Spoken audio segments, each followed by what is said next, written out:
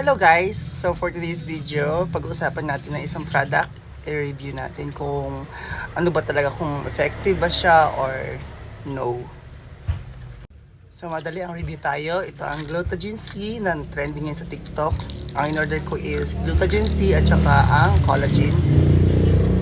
So lahat ng prescription, descriptions, nandito po lahat. Anyways, bawal sa pregnancy. And let's start now for honest review. So, ang kiniklaim ng product na ito is not to whitening your skin, but to enhance glow and brightening. Like this collagen and Glutathione C, it helps you to reduce wrinkles, as they said.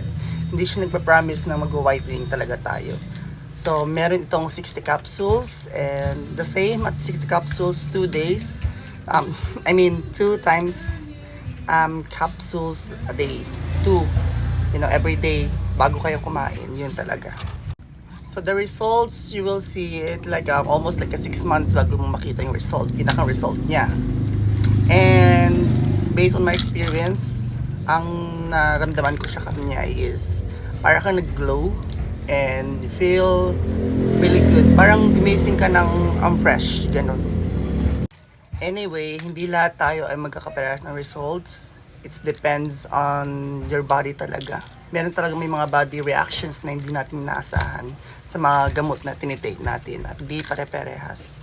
Kung magsusutable tayo sa iyo, mas better kasi mura lang siya. For 500 pesos, you can get like buy 2 each. And pwede ka mamili ng isang partner like this one, kung pwede mo siya i-partner, or this one. The question this is, effective ba siya? For me, effective siya, pero hindi ko pa talaga siya totally nakikita yung pinakang result niya. Pero for me is good na nakakapagbigay siya ng good mood and nakaka-relax lang siya. Siguro kailangan niya sabihin na maraming tubig talaga. Which is lahat naman talaga ng mga gamot, kailangan niniin mo na maraming tubig. Kasi food supplement to. And advisable, kumain kayo ng mga naayon talaga, na mayaman sa mga biotin, collagen, and nakukuha naman talaga sa mga kinakain natin yan. Ito ay para ma-enhance lang yung mga kinakain natin.